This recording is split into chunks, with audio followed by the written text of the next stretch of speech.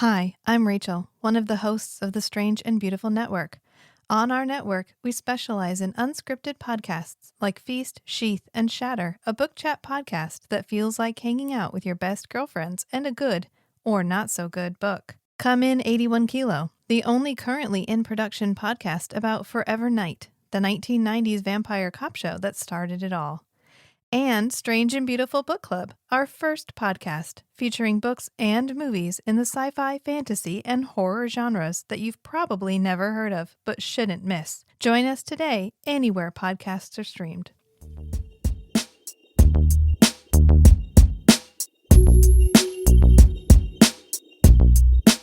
I'm Jason. And I'm Jules. And we doing filmographies. It is the 5th credit for Brandon Lee. Mm-hmm. Ohara. I kept thinking Ohara or Ohara? It's Ohara. I kept looking up apostrophe capital H-A-R-A. Right, because it seems like it should be Irish. And there's another show called Ohara. Did you drink one of these? I did. Oh my God. You just opened that one? No, this happened the other day. Listen, I'm starting to forget things when I drink. The other day I was good and drunk, and I went upstairs with Jenny, and I apparently gave her cigarette to go outside. Uh-huh. And then I just tried to put it back in the 4-pack ring. Is that one empty? No, I'm going to drink that one. That one you just opened, though. I didn't open it yet. Oh. It's just over there. I put it there. So I handed her a cigarette, and then I'm over there getting out our 2 cigarettes, and I'm holding 2, and she's like, "You just gave me one." I'm like, "Just now? Did I set it there earlier?" No, I'm losing chunks. Ohara. Never heard of this show. And I was a Miyagi fan. And it turns out it's got like a lot of people have been guest stars on the show. It's funny you should say that, because you're a funny guy. Thank you so much. Funny how? Funny like a clown? Miguel Ferrer? I thought it was Ferrar, but he was on one episode. Jerry Burns was on one episode. Jerry Burns, who was in Justified later on, but was from, was that Dear John? Ed Lauder. Sid Haig. Oh. Jeff Kober. Who's that? He's a biker guy and stuff. Okay. He's on that show with biking. Oh, this is Sons of Motorcycles? Uh-huh. Benicio del Toro. Benicio? Played Mike on one episode. Richard Hurd. Is he in Seinfeld? He's like a real doddering weirdo in something. I believe he worked at the Yankees. Not Steinbrenner. He was George's boss. All these people you're showing me are dead now, I bet. Shannon Tweed. Oh, did she do softcore? Up All Night. Was she an Up All Night girl? Rhonda Shear. I believe. Oh, no, she wasn't. But she was in softcore. Okay. Possibly hardcore. Gary Riley. I don't know who that is either. Oh. Chainsaw. Are you a Dean Cameron fan? No. What? The other guy from summer school? I mean, I like his work, but I'm not like a fan. What else has he been in? Ski School. Okay. He's in a handful of things. I thought he was the coolest guy ever after summer school. I watched quite a few of his movies. Paul Ben Victor. I know Paul Ben Victor. You're going to end up with a Dean Cameron run at some point. Mickey Jones. Is that Mickey? Oh, that guy. Justified, most notably. Recently. I think he's dead. Kevin fucking Conroy. From When Strangers Appear? He voiced... Oh, he's that... Yeah, he was in the first season. He voiced every goddamn Batman. Wasn't somebody else? It was like a weird cast that first season. Who was the other person? John fucking Polito. Okay. Hey! Piss off! We're closed! He was in 11 episodes. Do the voice. As Captain Ross. I'm on O'Hara! O'Hara, what are you doing here? Toronto! Go sleep it off somewhere else, dust head. I mean, it's, you know... Oh, and Catherine Keener. Oh, she was the first season. Yeah. She was in like 11 episodes. The first season. And then they completely revamped the cast for season 2, which is what we watched in episode 4. Which is when they added probably the guy they call Chevy. Is that his partner? I think we're supposed to be charmed by him. I think we are too. Why don't you go ahead and hit us with that synopsis? Oh, God. I forgot all about how we do this. Yeah. Lieutenant Ohara, Pat Morita, a real Mr. Miyagi type, solves crimes using his experience as an old Japanese man.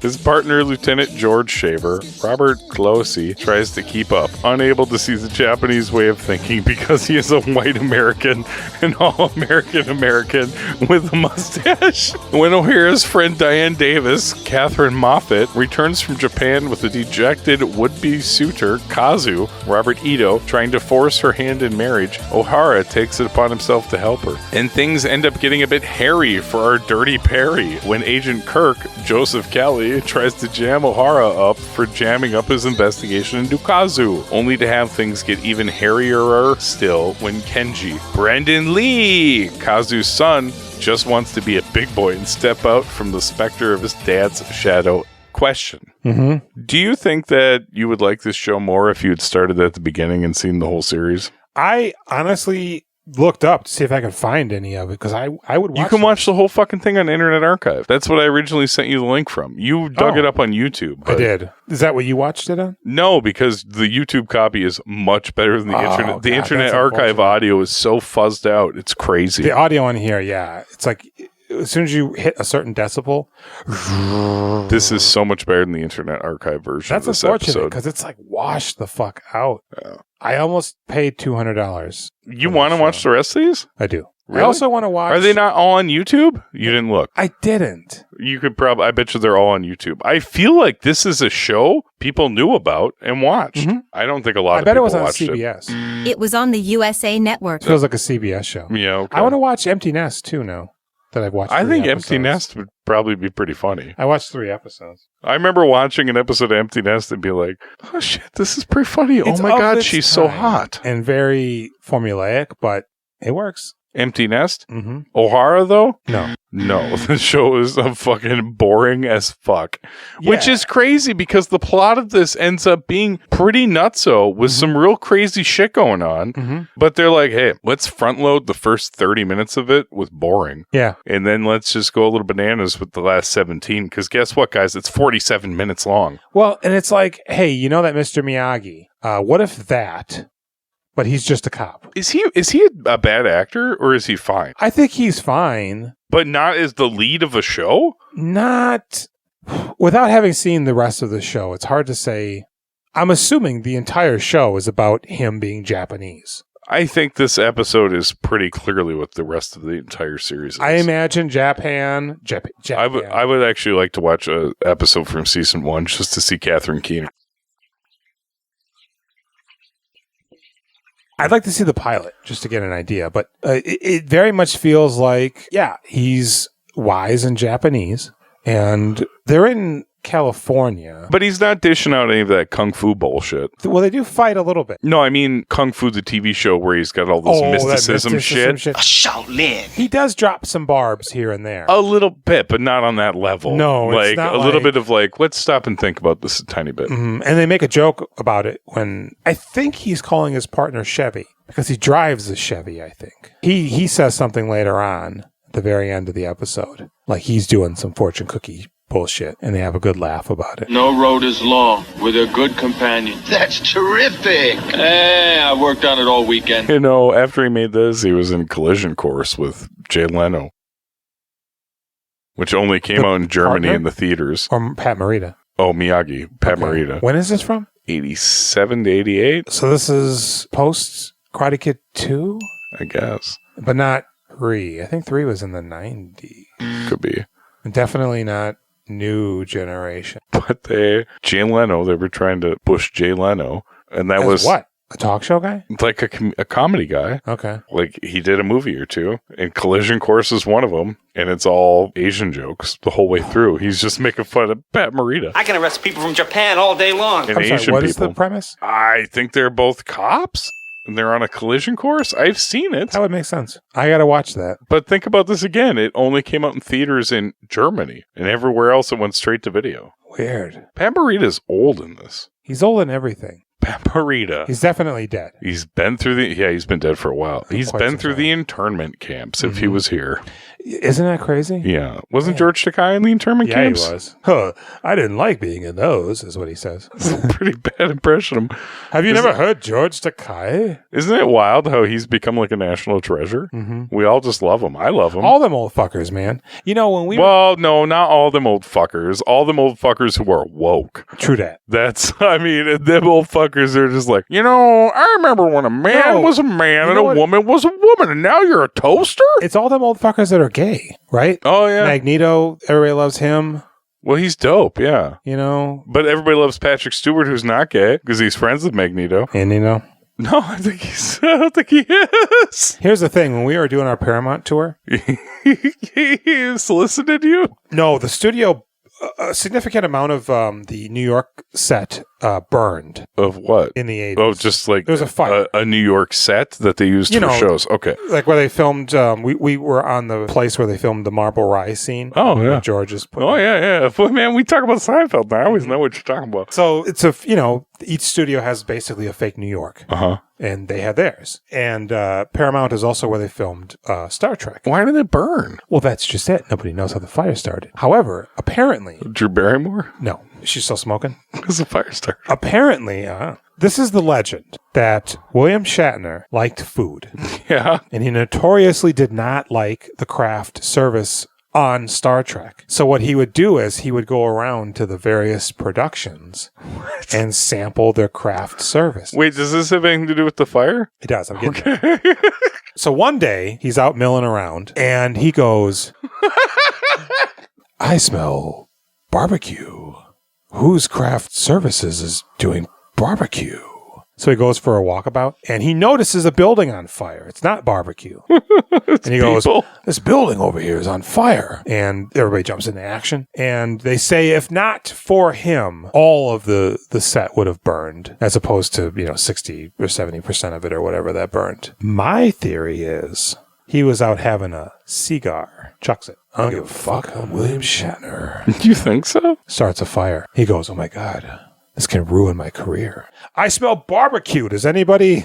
That's pretty good. Yeah. William Shatner's been really fucking old for a while. They do a good job not making him appear old when he's on stuff. Like what? What are they making him not appear old in? I mean, he looks old, but he's the kind of old that it looks like he cries blood. Yeah, he's got those juicy eyes. It's crazy. But they managed to puff it out. What is he in, though? Well, you are saying that. I'm saying like commercials. Hi, William Shatner here with an important message about your Medicare benefits. I was just in space and Jeff Bezos cut me off when I was trying to talk about mortality and the insignificance of man. Hi there, I'm William Shatner, and I use Durex.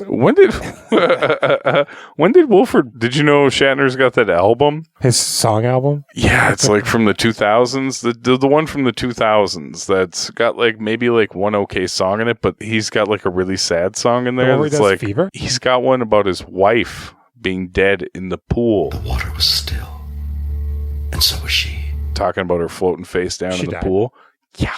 In a pool? It's a big deal. I mean, some people say he killed her, allegedly, but... Like, what's her name and who's his face? Yeah, absolutely. But that spoken word, jazzy Shatner album that was in heavy rotation at KVSC. Your sound alternative. 88.1 FM when I worked there when I was in college. So the short end of the stick is... but take me through the plot step by step of this wonderful program. Diane shows up. She's from Japan. She is American, but she lived in Japan. You jumped the gun. First, we got her in the nightclub, and she sees somebody, and she kind of freezes up, and he turns around, does a crazy look. He looks at her.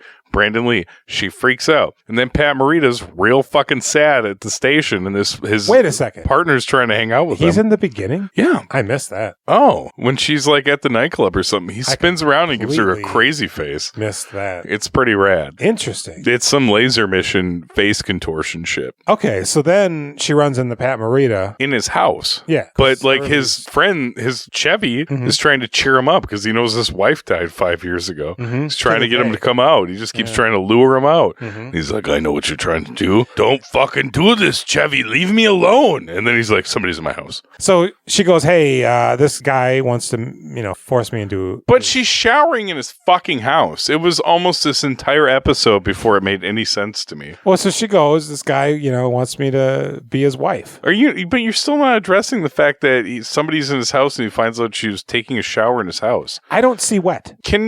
She was in the shower when he went in there. I don't see wet, so I don't notice. Like, you don't see color. I just assume they're in a room. Okay, can I ask you a question? Yeah. She was a friend of his wife's, or she was a friend of their kids? Because he says, I used to catch you guys sneaking out. And he's old, and she's not that old. So she's not a friend of his wife's? Who is this lady? A friend of the family, but in what context? It's got to be his daughter. So where's his kid? Because he goes, she's not your daughter. Okay. And he goes, no, but I think of her like that. Oh, is his daughter dead too? I think so. His wife and daughter are dead. I think so. Car accident, drunk driver?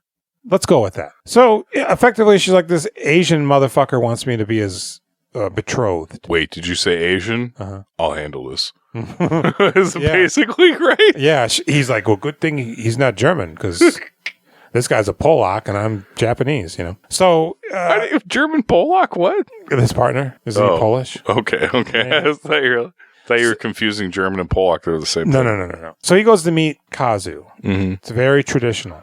It's super chill. He's like, what brings you here? And he's like, I'm friends with Irene. Huh? Diane. Irene. Cheers. That bitch Irene. And he goes, what does this bitch tell you? And he goes, she doesn't. Hey, man. He kind of reminds me of Tommy Chong a little bit, but like Japanese. The guy? No, Mr. Miyagi. Oh. Ohara. Yeah. Hey, man, listen, bro. She ain't into you. Dave don't live here, man. No, man, I am Dave, man. And he goes, you don't know what the fuck you're talking about, Ohara. If that is your real name. And he's right. Ohara doesn't know what the fuck he's talking about because fucking Irene's got a whole different thing going on over here. She's lying to Miyagi. So then Kazu says something to Miyagi in very curt Japanese. And his partner goes, hey, what'd you say, man? It's like, dude, he'll tell you when you leave. Don't fucking act like a pussy here, And he even goes, does this one think for you as well, Mr. Ohara? It doesn't matter what he thinks or what he does. And they leave. And he goes, hey, what do you say to you, man? And he goes, hey, he's threatening me. He's very traditional. So at this point, I think we see Diane with the book, and she puts it behind a picture, and she's also got a gun. And then little itty bitty lady gun. Yeah, and then is that called a 22? The tiny guns, the 22. Mm-hmm. Well, don't really hurt you. And we see Joseph Cali, who's FBI. Is that what he is? Maybe.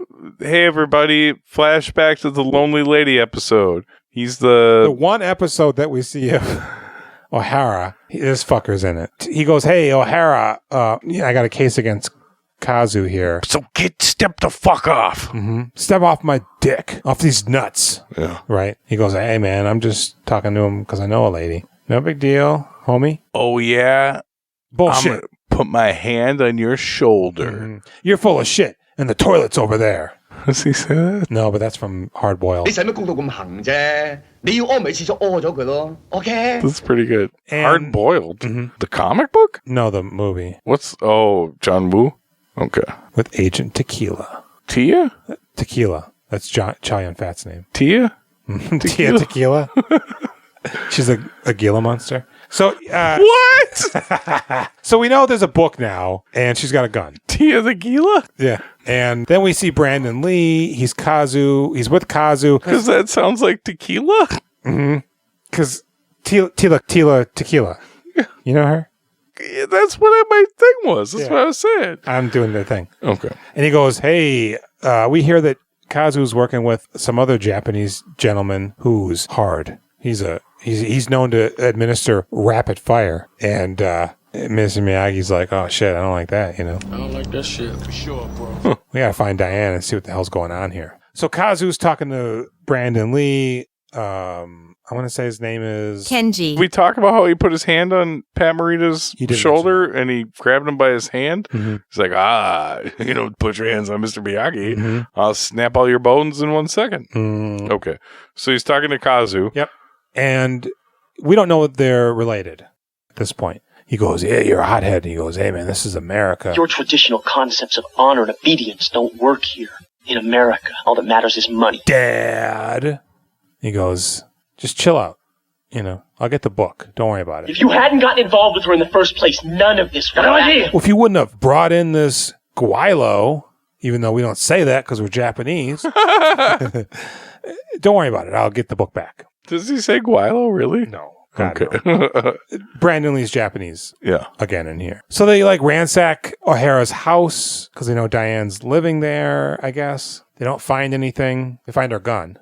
She kind of vanishes at this point. Ohara doesn't know where she's at. They try to shake down some lady that she knows. She made a quick escape. She flushed herself down the toilet. Yeah. Karen! They're like, hey, you seem like a lady of the evening. Where's Diane at? And she goes, I don't know. And he goes, just chill, baby. Take my phone card and call me. We're always available. But it's a landline, so I find that to be hard to believe. So they follow her then to the club. Diane made a deal to meet with Kazu, and they seem actually quite cordial. Yeah. It does seem like there's a little bit of a romance there. But What's Diane's fucking problem? She brought this all on herself. I thought she's trying to get away from him, so she stole all the mafia secrets. I thought she was like his bookkeeper or something. But no, it's literally, I believe, he's interested in her. Yeah, I'm going to give you the perfect life. Oh, okay, but you're not my boyfriend. I am your boyfriend if you take all these things. Yeah, and no pressure, but, hang out. And then she's like, I'm going to take this little black book that implicates all of the yakuza. Are you fucking serious, Diane? It's so stupid. Irene? Get your head out of the trash. Come on, Irene. I swear by Irene.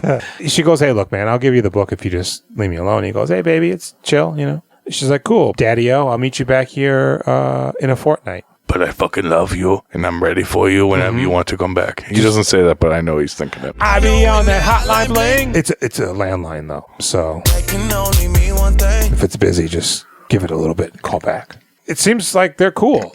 And she leaves, and then and he's shot in the heart. I mean, this is when it finally picks up.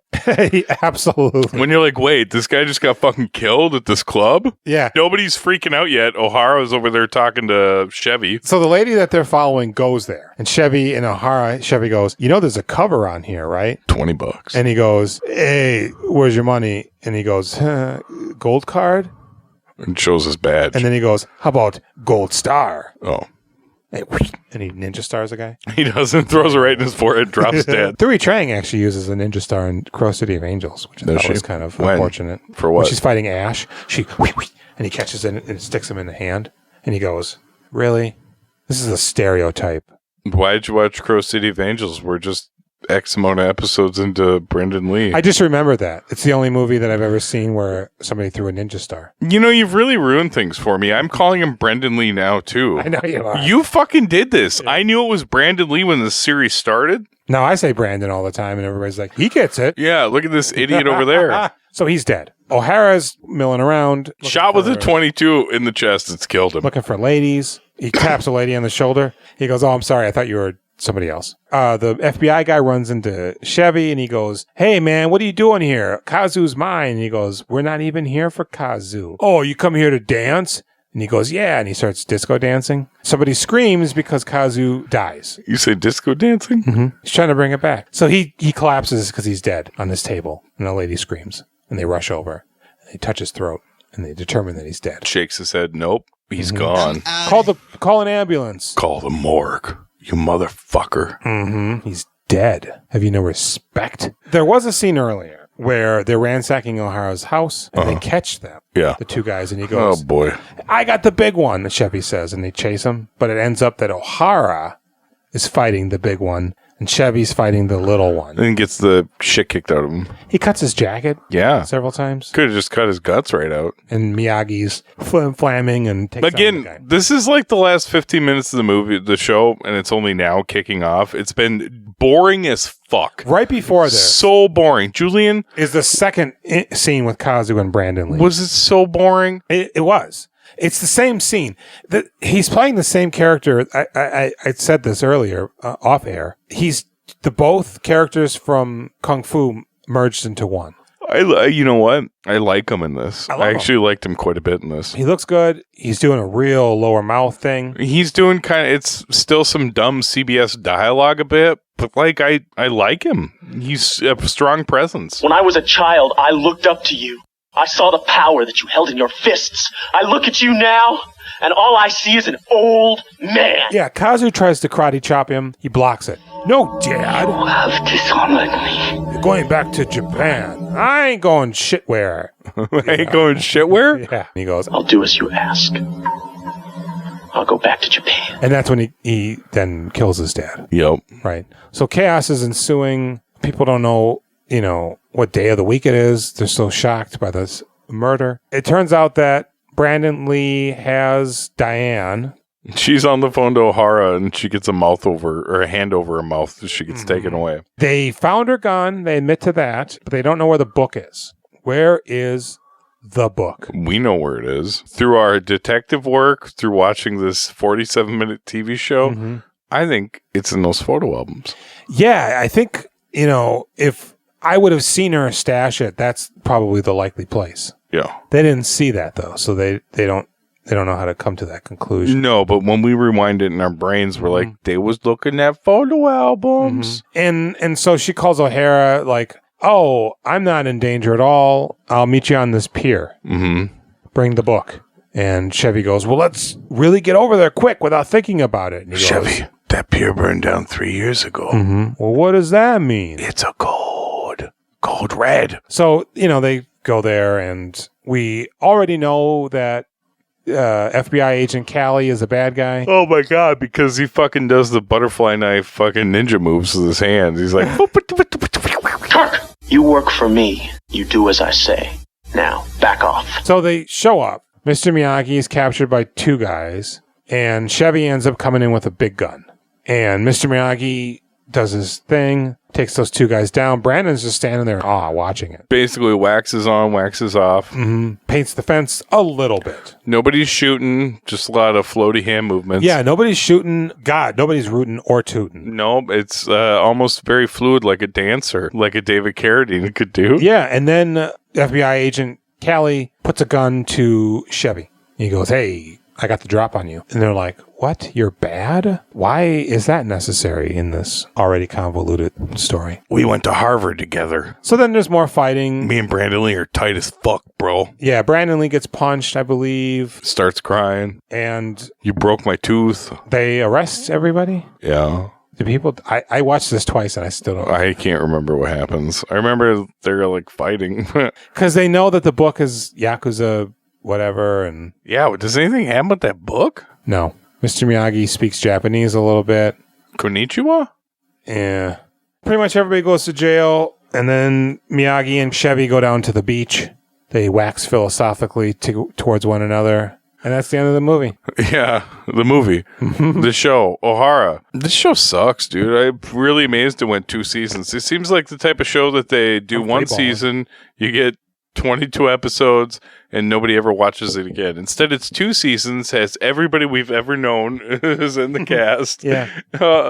It's not offensive. It's just uneventful. And I feel like if they had just spread out that hot, sweet action that was in the last 15 minutes, I would not have been bored off my ass for the first half hour. Yeah, it's like, have you not seen The Rockford Files? Have you not seen Magnum P.I.? Well, I mean, this was the problem with Kung Fu The Next Generation, too, where they're just like, hey, bro, what if it's straight up boring for a half hour? Yeah. It's like, what the fuck? Are you stupid? Well, and also the problem is, it doesn't matter who Ohara is. And nothing was threatening in that first half hour whatsoever. It's like, hey, man, I'm a little scared of Brendan Lee. And there's this guy who seems really polite. That's a problem. Yeah. But really, she turns out to be the problem because she steals from basically the mob. But they are on the good foot at the end, though. Him and her. Her and that guy? Which doesn't make sense, because I think probably if she gave it back, then, like, somebody else would kill her just for doing that. Like, he might be like, it's cool, I like you, you're a great lady. But then, Brandon Lee or anybody else is like, well, I mean, we got to kill that lady, right? She did us dirty. I mean, even Kazu, I wouldn't necessarily find it outside the realm of possibility that he would just kill her. Yeah. Maybe like let her smoke some meth and she can gyrate and he chops off her head. Because he seemed pretty badass when we first meet him.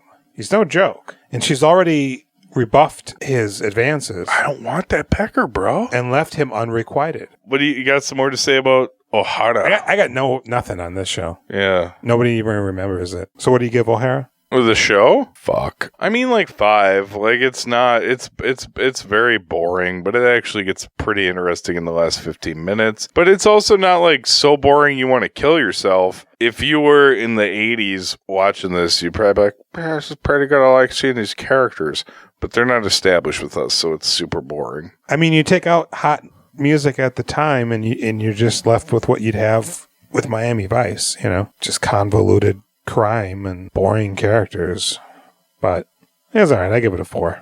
Oh, what do you give B-Dog? Big B, I'm gonna give him a 7. I'm also gonna give him a 7. He's doing some stuff. I'm making you millions of dollars here. What more do you want from me? I want you to return to Tokyo. Tokyo? But you've been away from home too long, Kenji. You've forgotten the values with which you were raised. Maybe that's because they're a little outdated. I liked him a lot in this. Seeing him be in some stupid bullshit and then looping back to this and being like, oh yeah, I like this guy. I kind of like it when they have him trapped in a network thing and make him do stuff, which you talked about at the beginning. Yeah. I kind of like that. That's the bottom line. Yeah, you got to do dumb stuff, but within that framework, you can really, I mean, he definitely steals the show when he's on the screen. Yes. Nobody is matching. Nobody in the whole fucking episode makes you kind of pop like Brandon does. I wish they would have made him the partner and gotten rid of Chevy. Well, he had to be in bad movies. He didn't have time to be on Ohara. That's true. He's probably a little too young to be a corporal or whatever they were. It's like I'm training for my laser mission. Yeah. So 7-7. 7-7. 7-7. 4 and 5. 7-6-1. 6-3-5. I just spit everywhere. 9-8-7-1. 7-6-3-6-3-4-1-8-9-7. You can catch us on Instagram. Yep. Facebook. Reddit. YouTube. We Doing Filmographies. Gmail at We Doing Filmographies at gmail.com. Your mom. All right, I've been Jason. I've been Jules. And we did Filmographies. We Doing Filmographies is part of the Now Playing Network, a great place to check out a wide assortment of other great podcasts on nowplayingnetwork.net.